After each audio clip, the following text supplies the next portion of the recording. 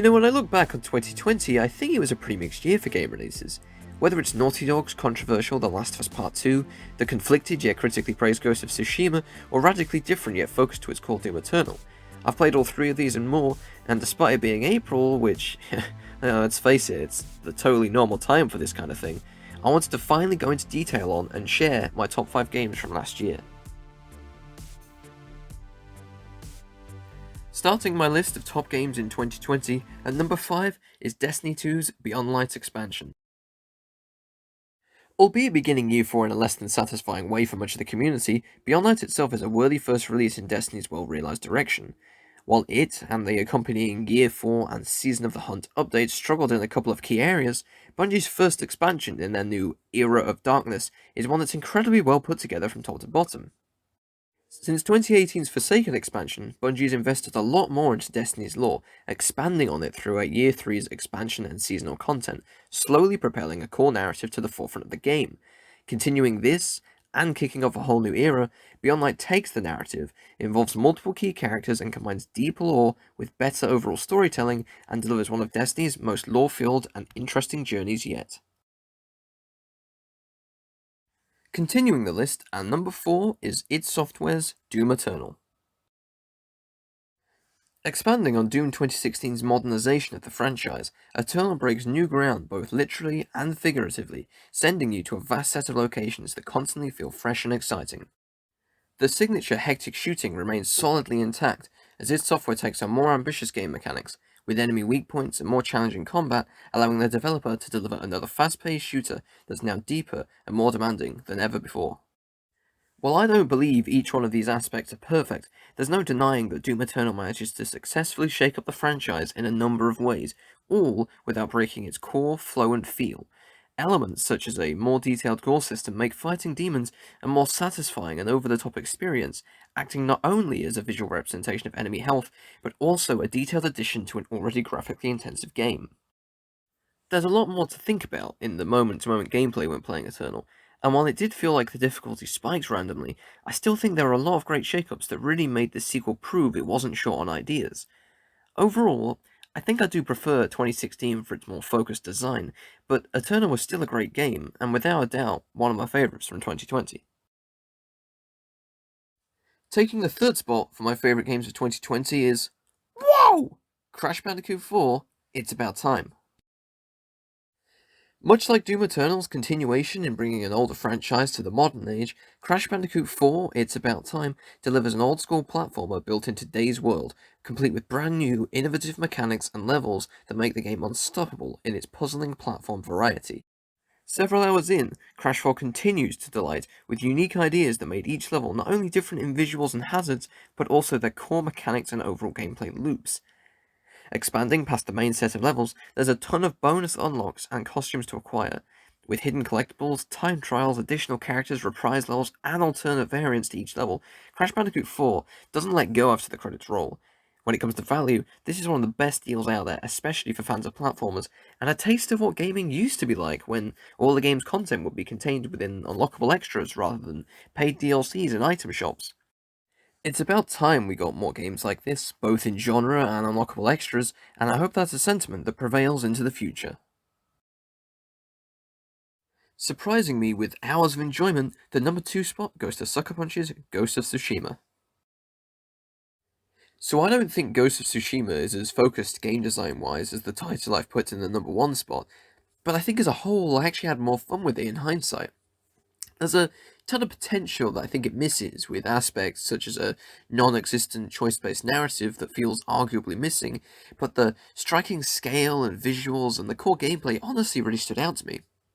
It fundamentally surprised and delighted with its mix of exploratory and combat-based gameplay that overshadowed nearly every other open-world game I've played in recent memory. I'll start off with Ghost's combat, a massive part of what I liked about this game. After not really getting my fast-paced hack-and-slash fix from God of War's reimagining in 2018, Ghost of Tsushima provides a great combat system that's some of the most fluid and fun I've played. It feels like it successfully achieves the visual goals of being realistic and visually exciting, yet also manages to make it incredibly gamey and easy to get to grips with. There's a few hiccups here and there, but for the most part, it's well polished and puts other games, like Assassin's Creed, to shame. When it comes to the open world aspect of Ghost of Tsushima, much like my initial thoughts on the combat during pre-launch reveals, it honestly like fairly standard stuff we've seen a million times before. Like, oh, another open world with shit to pick up and camps to clear out, like, what's new? And if I'm honest, there is still a lot of that here, but thanks to its guiding wind that acts as a pseudo waypoint system, and other elements such as birds and foxes that lead you to hidden challenges and items, navigating Tsushima didn't feel like a back and forth chore like it does in other games. There's even a fast travel system that means literally what it says on the tin. Loading between locations in Ghost is incredibly fast, and when I eventually did use it, it was pretty mind blowing to witness. And of course, I'd be remiss if I didn't mention the world of Tsushima.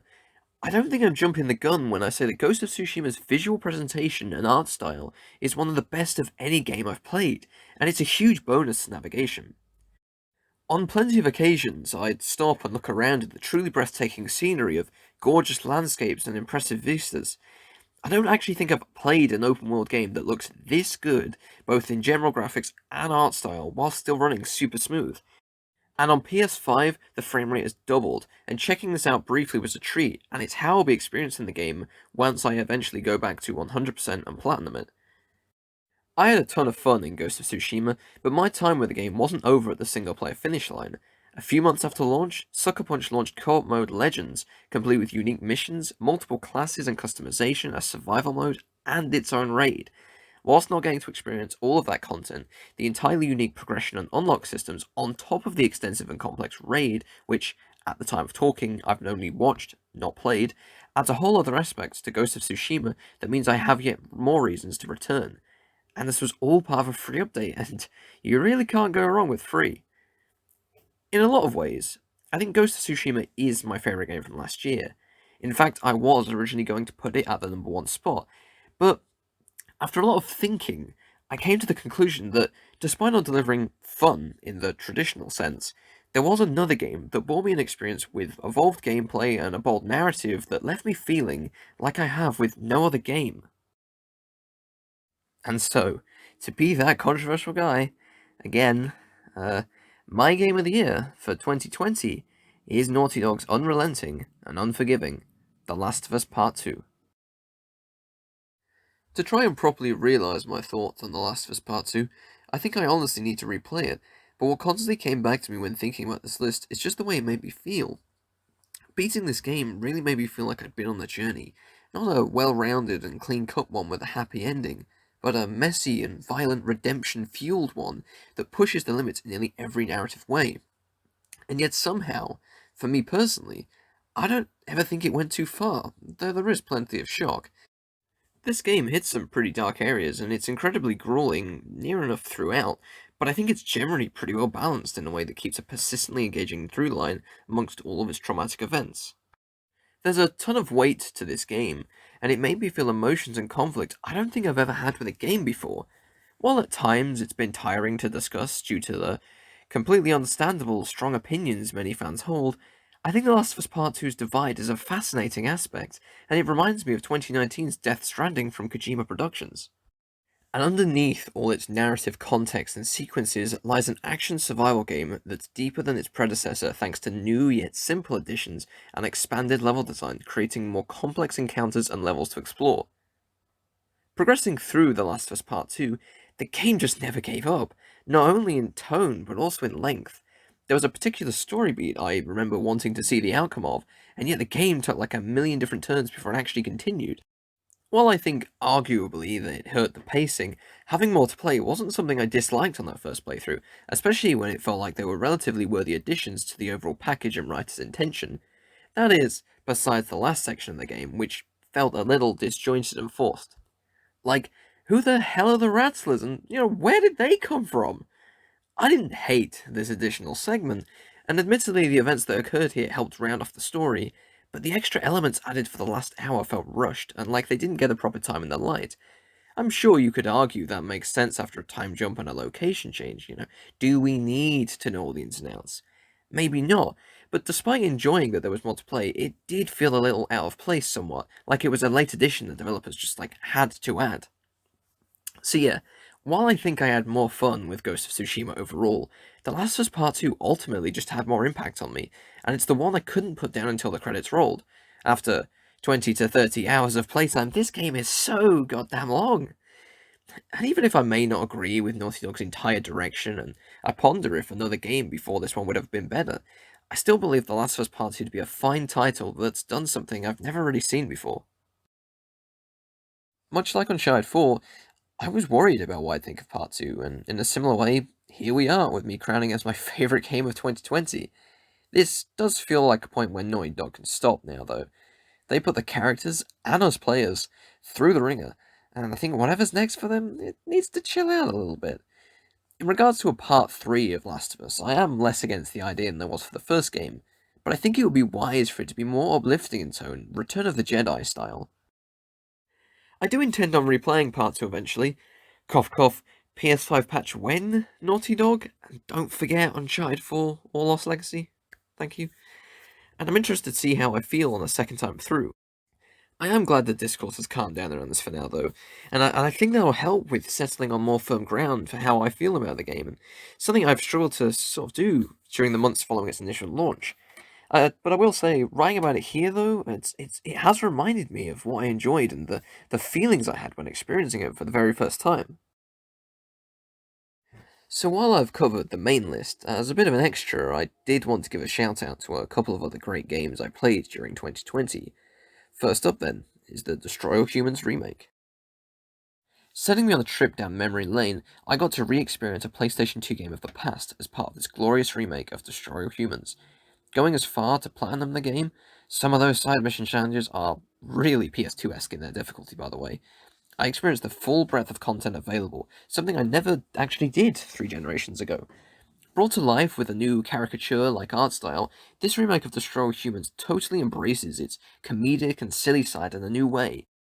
I actually wrote about the game last year, so if you fancy reading some more of my thoughts on it, I'll leave a link in the description. You can check out my review of the game. Next up on my honourable mentions list from 2020 is Fall Guys Ultimate Knockout. Occupying much of my time through sheer addiction, Fall Guys wasn't actually a game I spent tons of time with through 2020, but it hooked me for several days straight as I attempted to max out a certain season's battle pass in around about 2 weeks, likely cramming too much into a short time, despite experiencing a fair amount of frustration thanks to near wins and encounters with, at the time, awkward physics. I can't deny the enjoyment I got from the 20 or so hours I invested in just across 2 weeks. One day I might actually eventually return to finally conquer Hexagon and maybe, just maybe, win at Full Mountain. And from one silly game to another, listen, I have a question. Do you like ragdoll physics and just stupid, dumb fun? Well, then you need to stop listening right now and search up Totally Reliable Delivery Service. I promise you, it's a great game, and it's going to be the one that you've waited all of your life for. If I'm honest, I kind of just wanted to be silly with this one. I platinumed and 100%ed this game in one sitting with Ninja Pringles. You should go give him a follow, by the way. He's a friend, he streams on Twitch. And when initially starting the playthrough, it was all jokes and laughter and about the game being so ridiculous and all the ragdoll physics and everything. But as soon as we saw the platinum trophy, then that it was fairly achievable, it was like, right, okay, heads down, time to focus, get to work. A few hours later, the platinum was ours. It was easy peasy. Was it worth it? Yeah, of course. Hey, thanks for watching or listening to my top games of 2020. What are some of your favourite games from last year? Let me know in the comments and do all the YouTube things you usually do. And until next time, ciao ciao.